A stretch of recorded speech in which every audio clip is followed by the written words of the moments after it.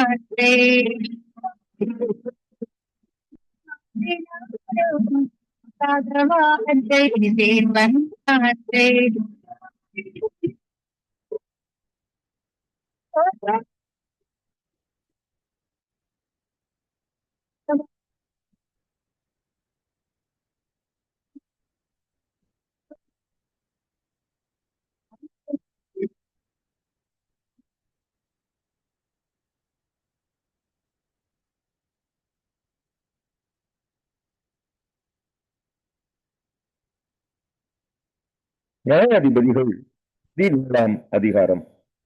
எப்ராயிம் மலை தேசத்தானாகிய மீகா என்னும் பேருள்ள ஒரு மனுஷன் இருந்தான்.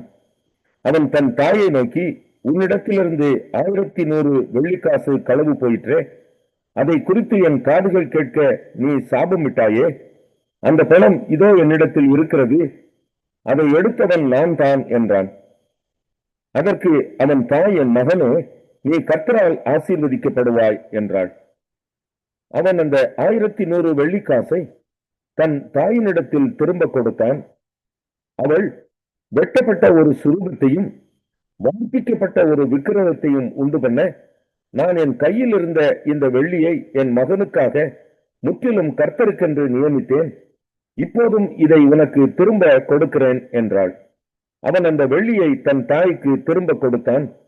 அப்பொழுது அவன் தாய் 200 வெள்ளிக்காசை எடுத்து தட்டான் கையில கொடுத்தாள். அவன் அதனாலே வெட்டப்பட்ட ஒரு சுரூபத்தையும் வார்ப்பிக்கப்பட்ட ஒரு விக்கிரகத்தையும் பண்ணினான். அவைகள் மீகாவின் வீட்டில் இருந்தது. மீகா சுவாமிக்கு ஒரு அறை வீட்டை நியமித்து வைத்திருந்தான். அவன் ஒரு ஏபோத்தையும் சுரூபங்களையும் உண்டு பண்ணி தன் குமாரரில் ஒருவனை பிரதிஷ்டை பண்ணினான்.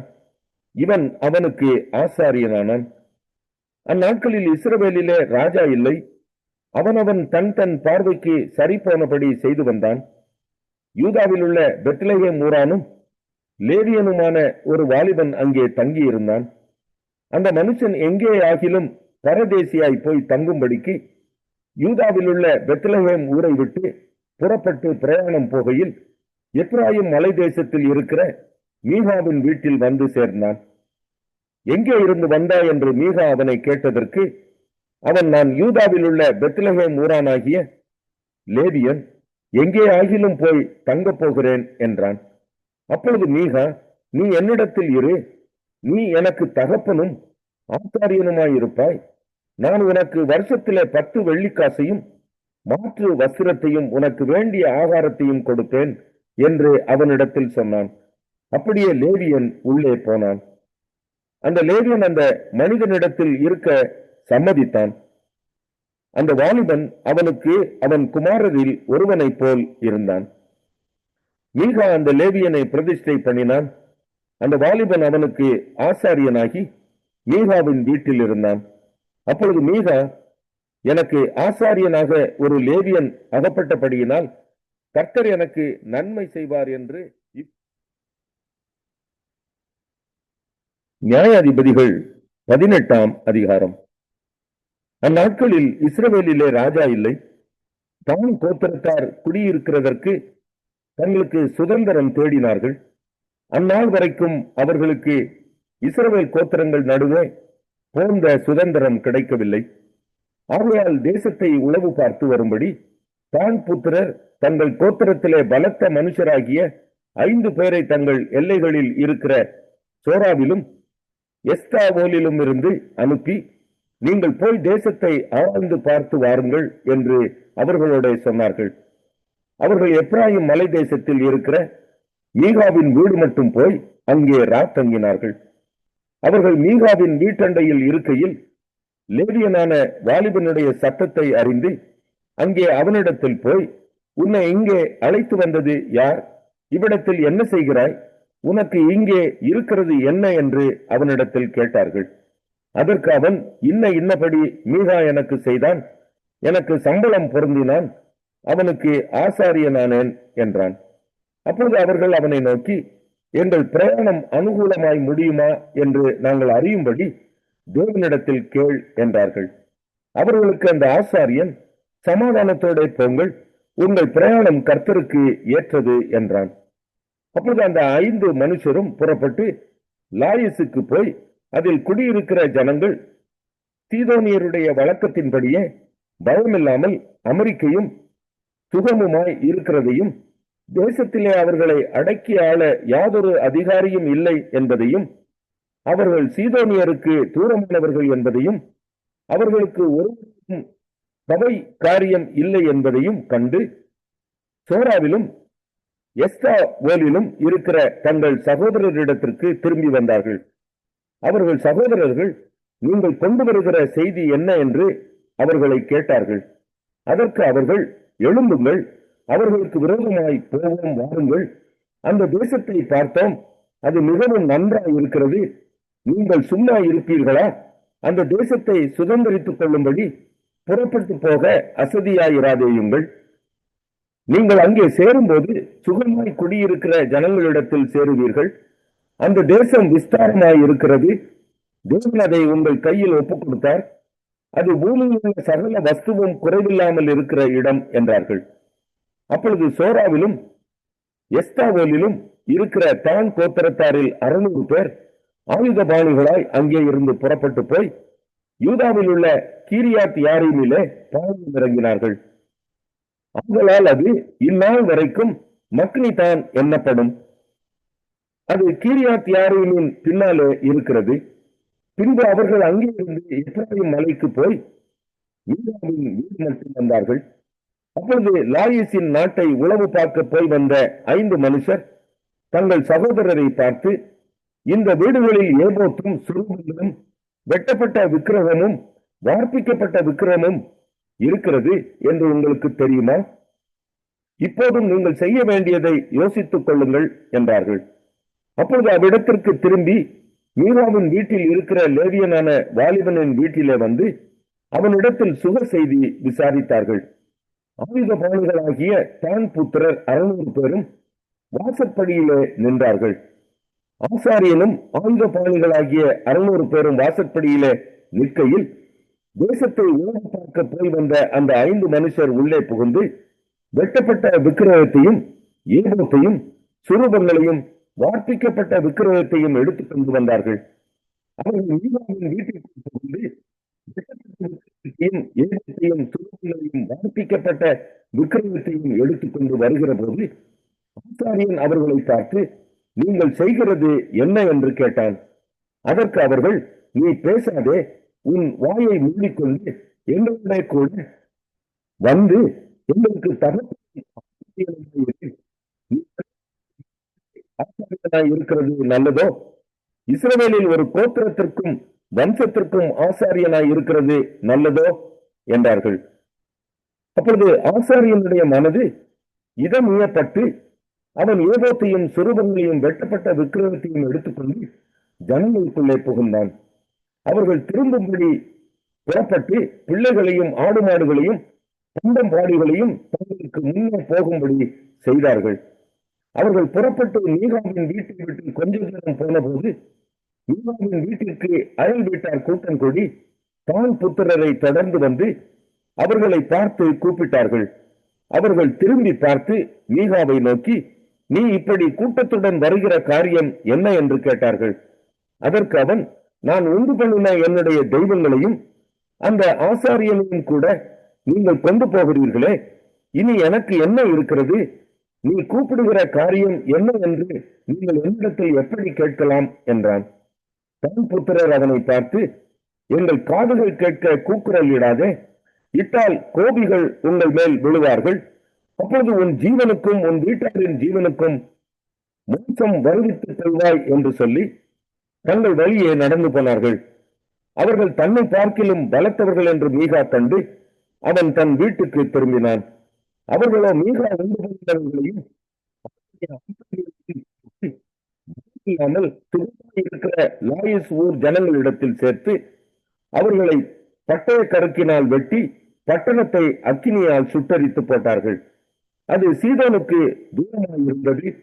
வேறு மனுஷரோட அவர்களுக்கு சம்பந்தம் இல்லாமலும் இருந்தபடியால் அவர்களை தப்புவித்தார் ஒருவரும் இல்லை.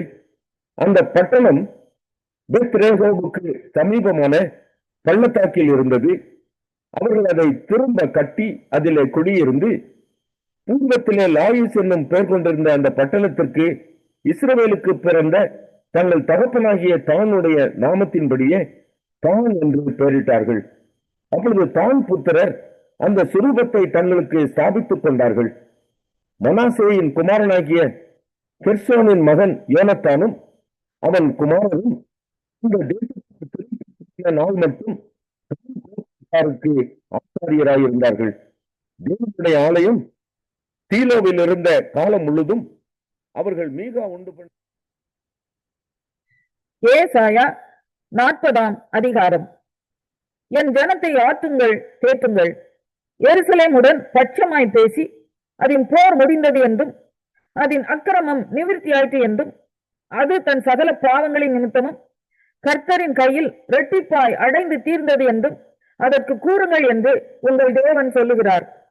கர்த்தருக்கு வழியை ஆயத்தப்படுத்துங்கள், அவாந்தர வெளியிலே நம்முடைய தேவனுக்கு பாதையை செவ்வை பண்ணுங்கள் என்றும் பள்ளமெல்லாம் உயர்த்தப்பட்டு சகல மலையும் குன்றும் தாழ்த்தப்பட்டு குன்றலானது செவ்வையாகி கரடு முரடானவை சமமாக்கப்படும் என்றும் கர்த்தரின் மகிமை வெளியரங்கமாகும், மாம்சமான யாவும் அதை ஏகமாய் காணும், கர்த்தரின் வாக்கு அதை உரைத்தது என்றும் வனாந்தரத்திலே கூப்பிடுகிற சத்தம் உண்டாயிற்று. பின்னும் கூப்பிட்டு சொல் என்று ஒரு சத்தம் உண்டாயிற்று. என்னத்தை கூப்பிட்டு சொல்வேன் என்றேன். அதற்கு மாம்சமெல்லாம் பிள்ளை போலவும் அதன் மேன்மையெல்லாம் வெளியின் பூவை போலவும் இருக்கிறது.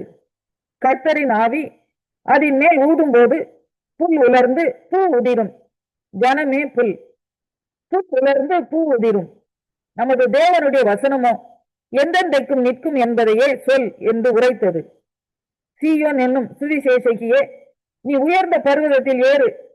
எருசலேம் என்னும் சுவிசேஷகியே, நீ உரத்த சத்தமிட்டு கூப்பிடு. பயப்படாமல் சத்தமிட்டு யூதா பட்டணங்களை நோக்கி, இதோ உங்கள் தேவன் என்று கூறு. இதோ கர்த்தராகிய ஆண்டவர் பராக்கிரமசாலியாக வருவார். அவர் தமது புயத்தினால் அரசாடுவார். இதோ அவர் அளிக்கும் பலன் அவரோட கூட வருகிறது. அவர் கொடுக்கும் பிரதிபலன் அவருடைய முகத்துக்கு முன்பாக செல்லுகிறது. மேய்ப்பனை போல தமது மந்தையை மேய்ப்பார். ஆட்டுக்குட்டிகளை தமது புயத்தினால் சேர்த்து தமது மடியிலே சுமந்து கரவல் ஆடுகளை மெதுவாய் நடத்துவார். தண்ணீர்களை தமது கைப்பிடியால் அளந்து வானங்களை ஜான அளவாய் பிரமாணித்து பூமியின் மண்ணை மரக்காலில் அடக்கி பர்வதங்களை துலாக்கோலாலும் மலைகளை தராசாலும் நிறுத்தவர் யார்?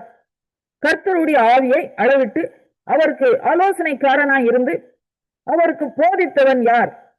தமக்கு அறிவை உணர்த்தவும் தம்மை நியாய வழியிலே உபதேசிக்கவும் தமக்கு ஞானத்தை கற்றுக் கொடுக்கவும் தமக்கு விவேகத்தின் வழியை அறிவிக்கவும் அவர் யாரோடு ஆலோசனை பண்ணினார்? இதோ ஜாதிகள் ஏற்ற சாலில் தொங்கும் துளி போலவும் தராசிலே படியும் தூசி போலவும் எண்ணப்படுகிறார்கள். இதோ தீவுகளை ஒரு அணுவை போல் தூக்குகிறார். லீபனோன் எரிக்கும் விறகுக்கு போதாது, அதில் உள்ள மிருக ஜீவன்கள் தகன பலிக்கும் போதாது. சகல ஜாதிகளும் அவருக்கு முன்பாக ஒன்றுமில்லை. அவர்கள் சூனியத்தில் சூனியமாகவும் மாயையாகவும் எண்ணப்படுகிறார்கள். இப்படி இருக்க தேவனை யாருக்கு ஒப்பிடுவீர்கள்? எந்த சாயலை அவருக்கு ஒப்பிடுவீர்கள்? கண்ணான் ஒரு சுரூபத்தை வார்க்கிறான். தட்டான் பொன் தகட்டால் அதை மூடி அதற்கு வெள்ளி சங்கிலி வரை பொருந்த வைக்கிறான். அதற்கு கொடுக்க வழியில்லாதவன் உழுக்கு போகாத மரத்தை தெரிந்து கொண்டு அசையாத ஒரு சுரூபத்தை செய்யும்படி நிபுணனான ஒரு தச்சனை தேடுகிறான். நீங்கள் அறியீர்களா? நீங்கள் கேள்விப்படவில்லையா? ஆதி முதல் உங்களுக்கு தெரிவிக்கப்படவில்லையா? பூமி அஸ்திபாரப்பட்டது முதல் உணராது இருக்கிறீர்களா? அவர் பூமி உருட்டின் மேல் வீட்டிருக்கிறவர். அதன் குடிகள் வெட்டுக்கிளிகளைப் போல இருக்கிறார்கள். அவர் வானங்களை மெல்லிய திரையாக பரப்பி அவர்களை குடியிருக்கிறதற்கான கூடாரமாக விரிக்கிறார். அவர் பிரபுக்களை மாயையாக்கி பூமியின் நியாயாதிபதிகளை அவாந்தரமாக்குகிறார். அவர்கள் திரும்ப நாட்டப்படுவதும் இல்லை, விதைக்கப்படுவதும் இல்லை. அவர்களுடைய அடிமரம் திரும்ப பூமியிலே வேர் விடுவதும் இல்லை. அவர்கள் மேல் அவர் ஊதவே பட்டு போவார்கள். பெருங்காற்று அவர்களை ஒரு துரும்பை போல் அடித்துக் கொண்டு போம். இப்படி இருக்க என்னை யாருக்கு ஒப்பிடுவீர்கள்? எனக்கு யாரை நிகராக்குவீர்கள் என்று பரிசுத்தர் சொல்லுகிறார். உங்கள் கண்களை ஏறெடுத்து பாருங்கள். அவைகளை சிருஷ்டித்தவர் யார்? அவர் அவைகளின் சேனையை இலக்கத்திட்டமாய் புறப்பட பண்ணி அவர்கள் எல்லாம் பேர் பேராக அழைக்கிறவரானே. அவருடைய மகா பலத்தினாலும் அவருடைய வல்லமையினாலும் அவர்கள் குறையாமல் இருக்கிறது. யாக்கோபே, இஸ்ரவேலே, என் வழி கர்த்தருக்கு மறைவாயிற்று என்றும் என் நியாயம் என் தேவனிடத்தில் எட்டாமல் போகிறது என்றும் நீ சொல்வானேன்? பூமியின் கடையாந்தரங்களை சிருஷ்டித்த கர்த்தராகிய அநாதி தேவன் சோர்ந்து போவதும் இல்லை, இளைப்படைவதும் இல்லை. இதை நீ அறியாயோ? இதை நீ கேட்டதில்லையோ? அவருடைய புத்தி ஆராய்ந்து முடியாதது. சோர்ந்து போகிறவனுக்கு அவர் பலன் கொடுத்து சத்துவம் இல்லாதவனுக்கு சத்துவத்தை பெருக பண்ணுகிறார். இளைஞர் இளைப்படைந்து சோர்ந்து போவார்கள், வாலிபரும் இடறி விடுவார்கள். கர்த்தருக்கு காத்திருக்கிறவர்களோ புதுபலன் அடைந்து கழுகுகளைப் போல செட்டைகளை அடித்து எழும்புவார்கள். அவர்கள் ஓடினாலும் இளைப்படையார்கள். அப்போஸ்தலனாகிய யோவான் எழுதின முதலாம் நிருபம், முதலாம் அதிகாரம். ஆதி முதல் இருந்ததும் நாங்கள் கேட்டதும் எங்கள் கண்களினாலே கண்டதும் நாங்கள் நோக்கி பார்த்ததும் எங்கள் கைகளினாலே தொட்டதுமாய் இருக்கிற ஜீவ வார்த்தையை குறித்து உங்களுக்கு அறிவிக்கிறோம். அந்த ஜீவன் வெளிப்பட்டது, பிதாவினிடத்தில் இருந்ததும் எங்களுக்கு வெளிப்பட்டதுமான நித்தியமாய் இருக்கிற அந்த ஜீவனை நாங்கள் கண்டு அதை குறித்து சாட்சி கொடுத்து அதை உங்களுக்கு அறிவிக்கிறோம். நீங்களும் எங்களோட ஐக்கியம் உள்ளவர்களாகும்படி நாங்கள் கண்டும் கேட்டும் இருக்கிறதை உங்களுக்கும் அறிவிக்கிறோம். எங்களுடைய ஐக்கியம் பிதாவோடும் அவருடைய குமாரனாகிய இயேசு கிறிஸ்துவோடும் இருக்கிறது. உங்கள் சந்தோஷம் நிறைவாக இருக்கும்படி இவைகளை உங்களுக்கு எழுதுகிறோம். தேவன் ஒளியாய் இருக்கிறார், அவரில் எவ்வளவேனும் இருளில்லை. இது நாங்கள் அவரிடத்தில் கேட்டு உங்களுக்கு அறிவிக்கிற விசேஷமாய் இருக்கிறது. நாம் அவரோட ஐக்கியப்பட்டவர்கள் என்று சொல்லியும் இருளிலே நடக்கிறவர்களாய் இருந்தால் சத்தியத்தின்படி நடவாமல் பொய் சொல்லுகிறவர்களாய் இருப்போம். அவர் ஒளியில் இருக்கிறது போல நாமும் ஒளியிலே நடந்தால் ஒருவர் ஐக்கியப்பட்டிருப்போம். அவருடைய குமாரனாகிய இயேசு கிறிஸ்துவின் ரத்தம் சகல பாவங்களையும் நீக்கி நம்மை சுத்திகரிக்கும். நமக்கு பாவம் இல்லை என்போமானால் நம்மை நாமே வஞ்சிக்கிறவர்களாயிருப்போம். சத்தியம் நமக்குள் இராது. நம்முடைய பாவங்களை நாம் அறிக்கையிட்டால் பாவங்களை நமக்கு மன்னித்து எல்லா அநியாயத்தையும் நீக்கி நம்மை சுத்திகரிப்பதற்கு அவர் உண்மையும் நீதியும் உள்ளவராயிருக்கிறார். நாம் பாவம் செய்யவில்லை என்போமானால் நாம் அவரை பொய்யராக்குகிறவர்களாயிருப்போம். அவருடைய வார்த்தை 1 யோவான் 2ஆம் அதிகாரம். என் பிள்ளைகளே, நீங்கள் பாவம் செய்யாதபடிக்கு இவைகளை உங்களுக்கு எழுதுகிறேன். நீங்கள் பாவம் செய்வதனால் நீதிபதியாக இருக்கிற இயேசு கிறிஸ்து நமக்காக பிதாவினிடத்தில் பரிந்து பேசுகிறவராயிருக்கிறார். நம்முடைய பாவங்களை நிவர்த்தி செய்கிற கிருபாதார பலி அவரே. நம்முடைய பாவங்களை மாத்திரமல்ல, சர்வலோகத்தின் பாவங்களையும் நிவர்த்தி செய்கிற பலியாயிருக்கிறார். அவருடைய கற்பனைகளை நாம் கை கொள்ளுகிறவர்களானால் அவரை அறிந்திருக்கிறோம் என்பதை அதனால் அறிவோம். அவரை அறிந்திருக்கிறேன் என்று சொல்லியும் அவருடைய கற்பனைகளை கை கொள்ளாதவன் பொய்யனாயிருக்கிறான், அவனுக்குள் சத்தியமில்லை. அவருடைய வசனத்தை கை கொள்ளுகிறவனிடத்தில் தேவ அன்பு மெய்யாக பூர்ணப்பட்டிருக்கும். நாம் அவருக்குள் இருக்கிறோம் என்பதை அதனாலே அறிந்திருக்கிறோம். அவருக்குள் என்று சொல்லுகிறவன் இருக்க வேண்டும். சகோதரர்களே, கற்பனையை அல்ல, ஆதி முதல் நீங்கள் பெற்றிருக்கிற பழைய கற்பனையையே எழுதுகிறேன். அந்த பழைய கற்பனை நீங்கள் ஆதி முதல் கேட்டிருக்கிற வசனம் தானே. மேலும் நான் புதிய கற்பனையையும் உங்களுக்கு எழுதுகிறேன். இது அவருக்குள்ளும் உங்களுக்குள்ளும் மெய்யாயிருக்கிறது. ஏனென்றால் இருள் நீங்கி போகிறது, மெய்யான ஒளி இப்பொழுது பிரகாசிக்கிறது. ஒளியிலே இருக்கிறேன் என்று சொல்லியும் தன் சகோதரனை பகைக்கிறவன் இதுவரைக்கும் இருளிலே இருக்கிறான். தன் சகோதரனிடத்தில் அன்பு கூறுகிறவன் ஒளியிலே நிலை கொண்டிருக்கிறான். அவனிடத்தில் இடரல் ஒன்றுமில்லை. தன் சகோதரனை பகைக்கிறவன் இருளிலே இருந்து இருளிலே நடக்கிறான். இருளானது அவன் கண்களை குருடாக்கினபடியால் தான் போகும் இடம் இன்னதென்று அறியாதிருக்கிறான். பிள்ளைகளே, அவருடைய நாமத்தின் நிமித்தம் உங்கள் பாவங்கள் மன்னிக்கப்பட்டிருக்கிறதினால் உங்களுக்கு எழுதுகிறேன். பிதாக்களே, ஆதி முதல் இருக்கிறவரை நீங்கள் அறிந்திருக்கிறதினால் உங்களுக்கு எழுதுகிறேன். வாலிபரே, பொல்லாங்கனை நீங்கள் ஜெயித்ததினால் உங்களுக்கு எழுதுகிறேன். பிள்ளைகளே, நீங்கள் பிதாவை அறிந்திருக்கிறதினால் உங்களுக்கு எழுதுகிறேன். பிதாக்களே, ஆதி முதல் இருக்கிறவரை நீங்கள் அறிந்திருக்கிறதினால் உங்களுக்கு எழுதியிருக்கிறேன்.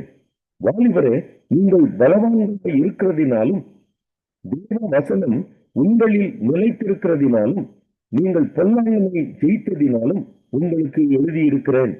உலகத்திலும் உலகத்தில் உள்ளவைகளிலும் அன்பு கூறாதிருங்கள். ஒருவன் உலகத்தில் அன்பு கூர்ந்தால் அவனிடத்தில் பிதாவின் அன்பில்லை. ஏனெனில் மாம்சத்தின் இச்சையும் கண்களின் இச்சையும் ஜீவனத்தின் பெருமையும் ஆகிய உலகத்தில் உள்ளவைகள் எல்லாம் பிதாவினால் உண்டானவைகள் அல்ல, அவைகள் உலகத்தினால் உண்டானவைகள்.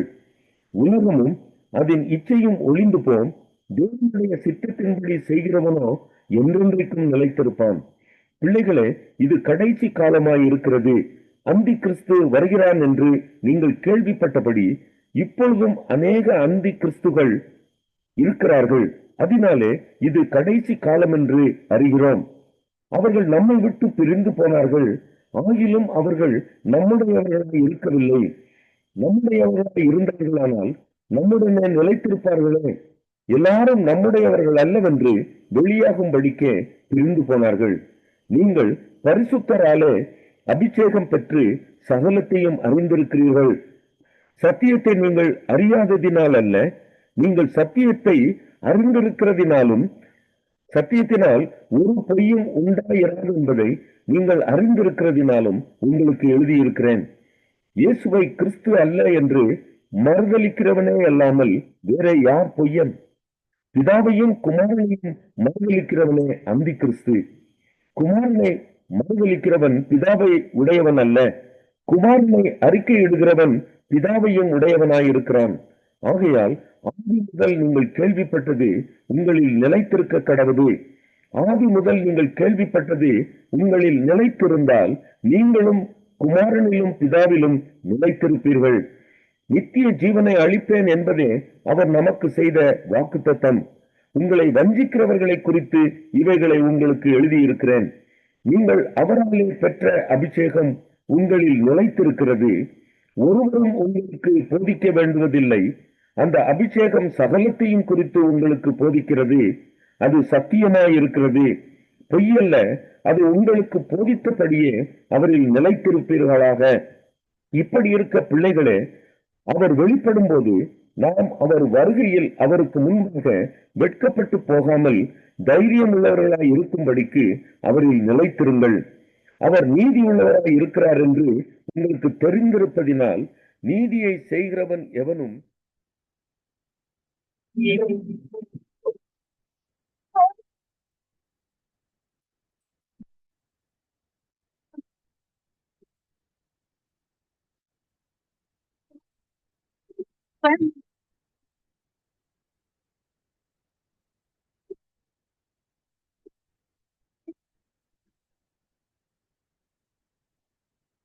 கர்த்தருக்குள் அருமையான அன்பு உள்ளங்களை இந்த நாளிலும் ஒரு புதிய வாக்குத்தத்தத்தோடு உங்களை வாழ்த்தி வரவேற்கிறதில் நான் மிக்க மகிழ்ச்சி அடைகிறேன்.